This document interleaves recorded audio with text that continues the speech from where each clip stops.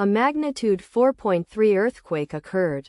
Sulawesi, Indonesia. 125 kilometers NW of Kendari, Indonesia, or 331 kilometers SA of Palu, Indonesia. On Friday, the 22nd of August 2025, at 20 hours 29 minutes and 9 seconds local time, the quake had a depth of 10 kilometers and was not felt, or at least not reported so.